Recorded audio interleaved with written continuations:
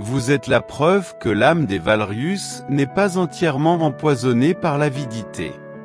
Votre mère et votre père craignent ce qu'ils ne peuvent pas acheter ni manipuler. Ils craignaient ma connexion à la terre. Ils craignaient votre connexion latente.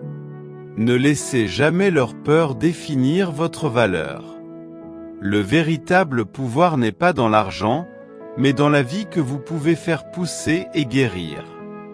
Le fardeau qu'ils vous ont imposé est en réalité votre don le plus précieux. Vives libre. Cultivez l'héritage. Le monde attend de la voir fleurir. Cette lettre fut le point de non-retour. Lyra ne ressentit plus de chagrin, mais une détermination absolue. Elle n'était pas la fille que personne n'aimait, elle était la dernière gardienne d'une lignée de sages. Elle ouvrit alors le sachet de lin de Silas. À l'intérieur, les graines brillaient d'une faible luminescence. Elle comprit qu'elles n'étaient pas des graines ordinaires. Elles étaient les semences de l'enclave, les dernières de leur espèce, le cœur même de l'héritage d'Elara. Lyra passa les jours suivants à lire, à apprendre et à pratiquer l'art qu'Elara lui avait légué. Elle utilisa son intuition pour identifier et soigner les quelques plantes malades du jardin. Elle comprit que son pouvoir était une forme de télépathie végétale, une capacité à communiquer avec la vie autour d'elle, à la guider, à la soigner. Elle devint, à son tour, la gardienne. Le récit se termine non pas par une confrontation avec sa famille, qui tente toujours de la retrouver sans succès, mais par une victoire intérieure. Lyra se tient au sommet du cirque montagneux, le vent balayant ses longs cheveux noirs. Elle n'est plus la petite fille terrifiée et invisible. Elle porte les vêtements simples et pratiques d'une herboriste. Elle prend les graines précieuses et les disperse autour de l'enclave. Elle ne les plante pas pour elle-même, mais pour l'avenir. Elle prononce à voix haute la même prière murmurée qu'elle avait faite sur la route, mais cette fois avec assurance et autorité. Le visage de Lyra est serein et fort, entouré d'un jardin qui commence à s'épanouir miraculeusement sous le soleil. Lyra Valrius avait survécu. Elle n'était plus l'ombre de la maison écarlate, mais la lumière qui allait faire renaître un héritage oublié. Le chemin devant elle était rempli de travail et de solitude, mais ce n'était plus une solitude imposée. C'était la solitude choisie de celle qui a trouvé son véritable destin. Lyra à l'enclave, soignant des plantes rares, étudiant les herbiers d'Elara. Et passa les mois suivants dans l'enclave des feuilles oubliées, transformant la solitude subie en une solitude choisie et productive. Elle se plongea dans l'étude des grimoires et des parchemins laissés par Elara, comprenant que l'héritage n'était pas un pouvoir magique instantané, mais une discipline rigoureuse, l'art de l'herboristerie, la connaissance des étoiles pour les récoltes, et surtout, l'écoute profonde du cœur de la forêt. Elle réalisa son rôle. Elle était la gardienne du sanctuaire, la protectrice de la biodiversité rare et des connaissances ancestrales que la famille Valrius avait rejetées. Elle travaillait chaque jour pour faire prospérer les semences précieuses qu'elle avait plantées, utilisant son lien intuitif pour les fortifier contre le climat rigoureux. Un soir, alors qu'elle préparait une tisane dans la petite cuisine de pierre, Lyra ressentit une douleur aiguë dans sa poitrine, comme si le froid de la maison écarlate l'atteignait à travers les montagnes. Elle se précipita dehors. La terre elle-même semblait trembler, et les plantes autour de la tombe d'Elara étaient soudainement flétries et noircies sur les bords. Elle comprit que ce n'était pas une maladie naturelle. C'était un avertissement. Son passé la rattrapait. En consultant les journaux d'Elara, elle trouva une vieille entrée décrivant un phénomène similaire, le flétrissement de l'envie. Elara y expliquait que la malveillance et l'avidité d'un Valrius pouvaient perturber l'énergie naturelle jusqu'à de grandes distances, surtout si cette personne cherchait activement à détruire ou à posséder ce qui était caché. Lyra se concentra sur son lien avec les plantes. Elle entendit un mot, un murmure mental, titre. Le lendemain, Lyra, n'écoutant que son instinct, décida de descendre secrètement vers la ville la plus proche pour recueillir des informations, se masquant et se couvrant pour ne pas être reconnue. Ce qu'elle découvrit dépassa ses craintes. Dans le bureau du registre foncier de la ville, elle trouva des avis légaux. Son père, M. Valrius, cherchait à revendiquer la propriété de la parcelle de montagne où se trouvait l'enclave, sous prétexte d'un vieux titre de propriété oublié. Il planifiait non seulement de la raser, mais aussi d'y établir une carrière pour exploiter une roche rare qui avait été récemment découverte. La menace écarlate n'était plus seulement émotionnelle, elle était financière et destructrice. De plus, son père avait mis une récompense substantielle pour toute information menant à sa fille fugueuse, la désignant comme mentalement instable. Il cherchait à la ramener pour la faire taire définitivement. Lyra se rendit compte que sa famille ne la haïssait pas seulement.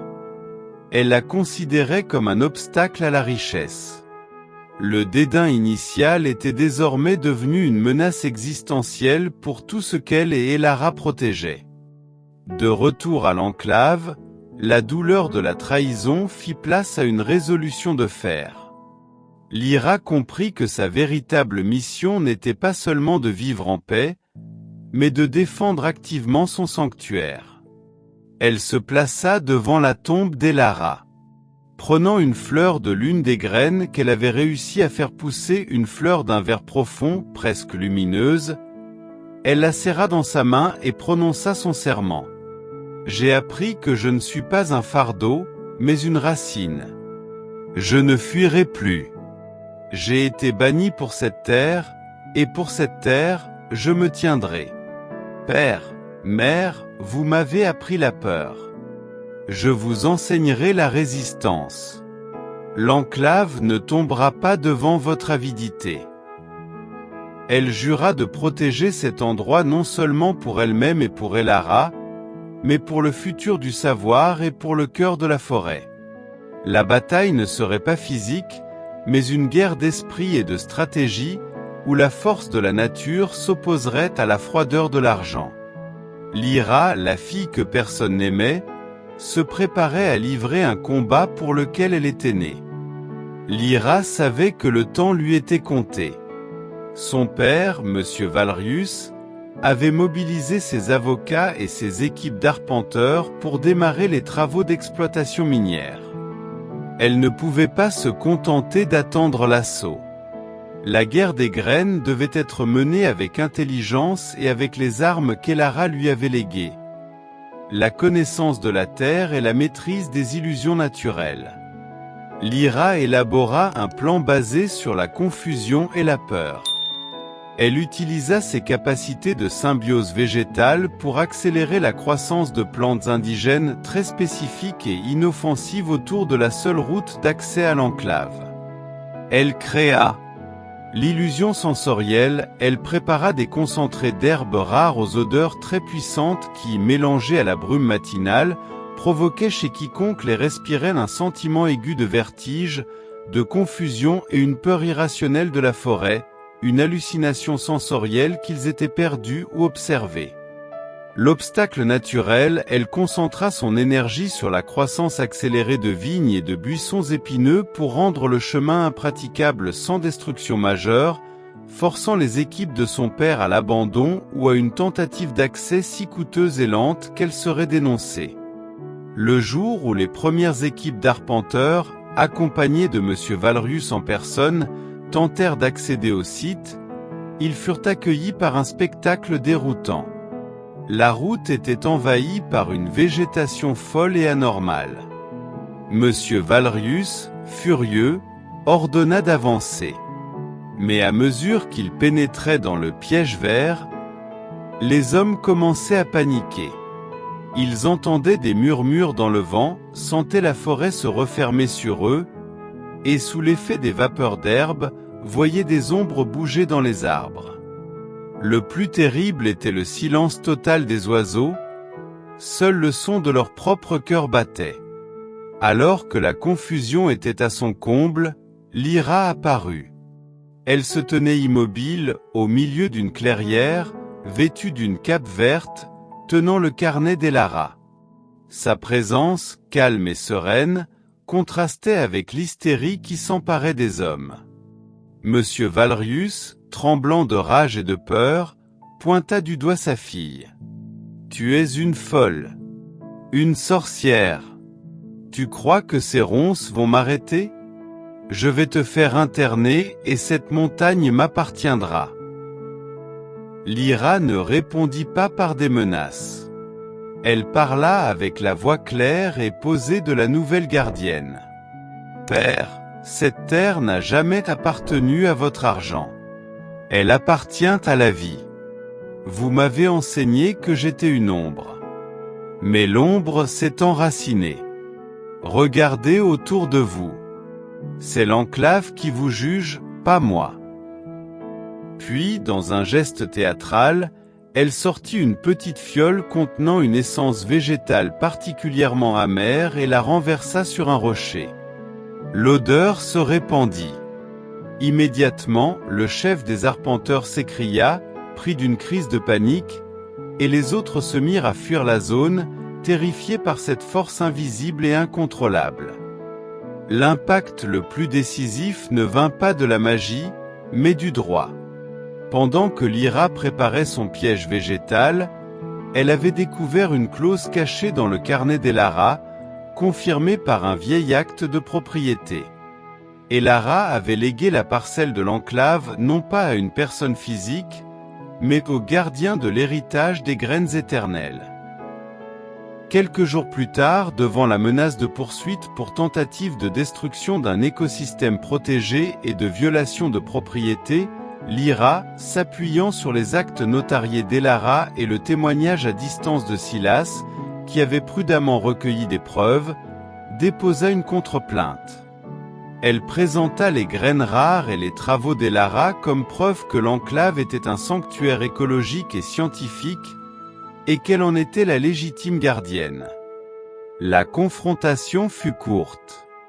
La maison Valrius, obsédée par la façade, ne pouvait pas risquer un scandale public impliquant des destructions environnementales. Accablés par la preuve de l'existence d'Elara et de son testament, et vaincus par la peur irrationnelle de la forêt, ils furent contraints de renoncer à toutes les revendications sur la montagne. La victoire de Lyra fut un triomphe du silence sur le bruit, de la nature sur l'avidité. Elle n'eut jamais à revoir sa famille. Pour eux, Lyra était redevenue une ombre, mais cette fois, c'était une ombre puissante et inviolable. Lyra resta à l'enclave.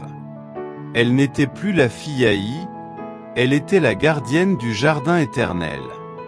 Elle commença à correspondre avec Silas, qui lui envoyait de temps en temps des journaux. Elle apprenait que la maison écarlate, sans son fardeau à haïr, commençait à s'effondrer sous le poids de sa propre superficialité. Lyra, quant à elle, trouvait la paix. Son cœur, autrefois une braise faible sous les cendres du dédain, brûlait désormais de la lueur constante de la connaissance et de l'amour de la terre. Les Valrius l'avaient bannie, mais en le faisant, ils l'avaient envoyée vers son véritable destin. Si cette histoire vous a touché, n'hésitez pas à aimer cette vidéo, la partager avec des personnes chères et nous dire en commentaire. Quelle est selon vous la plus belle leçon de cette histoire ?